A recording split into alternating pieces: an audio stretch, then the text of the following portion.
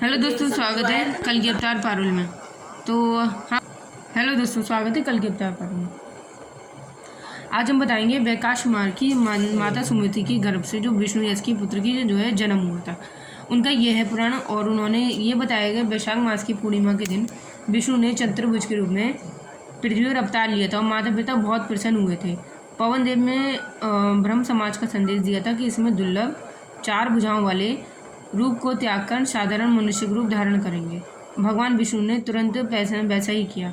ये देखकर उनके माता पिता आश्चर्यचकित हो गए और उन्होंने ब्रह्म माना। इस बात पर संबल ग्राम में संबर स्थित अनेक प्रकार के मंगलचार का करने लगे। अनेक प्रकार के मंगलचाप का वो जाप करने लगे। यही उन्होंने कल्कि जी की इंग्लिश के बारे में भी बोला गया। अब हम बताएंगे आगे की कहानी। तो इस तरह से उन्होंने बताया था कि उनके चतुर्भुज के रूप में उनका जन्म होगा और भगवान कहाँ जन्म लेंगे और किस स्थान पर जन्म लेंगे, ये उन्होंने अज्ञातवास बताया था। अब ये है, कहते हैं कि हमारे महेंद्र पर्वत पर परशुराम जी के आश्रम में शिक्षा ग्रहण करते हुए उधर उन्होंने जब शिक्षा ग्रहण करती थी, तब महेंद्र प्रताप जी के विष्णु यश की पुत्री के साथ उन्होंने शिक्षा ग्रहण करी थी। तब कल्कि भगवान का अंतिम अवतार हुआ था और उन्होंने इस विष्णु यश के साथ महेंद्र पर्वत पर होने वाले, इसमें लिखा है महेंद्र पर्वत पर होने वाले विष्णु यश की पुत्री के साथ उनका विवाह भी हुआ था पद्मा जी के साथ। उधर महेंद्र पर्वत पर रहने वाले भगवान विष्णु ने जो कल्कि जी के जने हुए संस्कार के बाद आपके आश्रम में ले गए थे और समस्त वेदों को जानने वाले और धनुर्विद्या में परंपरागत भगवान परशुराम ने गुरु रूप में कल्कि जी को शिक्षा देने की प्रारंभ करी थी।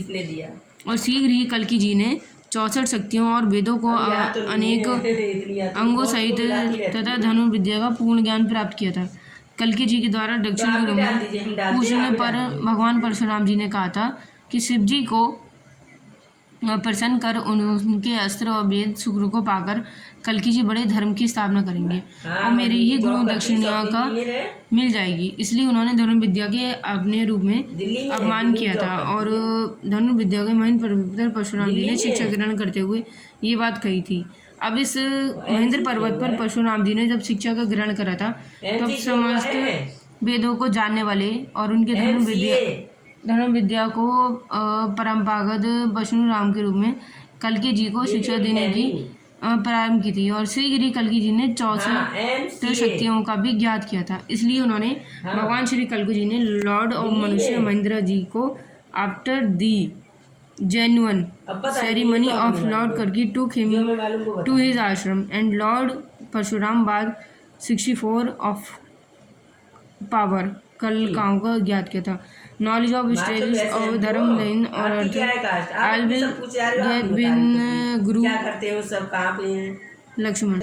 और फिर उधर उन्होंने एक और ज्ञात किया था कि गुरु परशुराम जी के उससे भगवान जी ने उनको जो है वचन दिया था कल्कि जी के रूप में कि हमारे कल्कि जी के वरदान देते हुए कल्कि पवित्र जी पार्वती जो है वरदान देते हुए उधर उन्होंने ये बोला था कि गुरु जो परशुराम जी अग्निसार कल्कि जी के महावत की विधिवत पूजा करते हुए उन्होंने करके श्रुति की से प्रसन्न होकर महादेव पार्वती जी के साथ प्रकट हुए थे। मुस्कुराते हुए कल्कि जी ने कहा, आपके द्वारा रचित इस श्लोक को संसार में जो भी पढ़ेगा इस श्लोक को पर्वत लोक पर उसके साथ मनोरथ सफल होगा। विद्या को प्राप्त करते हुए इसके बाद उन्होंने कल्कि जी को शीघ्र गति वाला बहुरूपी गरुण अश्व तथा सब कुछ उन्होंने जानने वाला वेद तोता और पृथ्वी पर भार दूर करने के लिए सहायक माँ चमक वाली भयंकर रत्नानुसार तलवार प्रदान करी थी। यही उन्होंने कल्कि जी के साथ वरदान प्राप्त किया था और गुरु परशुराम जी को उन्होंने शिक्षा ग्रहण दी थी ताकि वो कल्कि भगवान के साथ उनके वेद पुराणों के द्वारा उनकी रक्षा कर सकें और धन्यवाद दे सकें।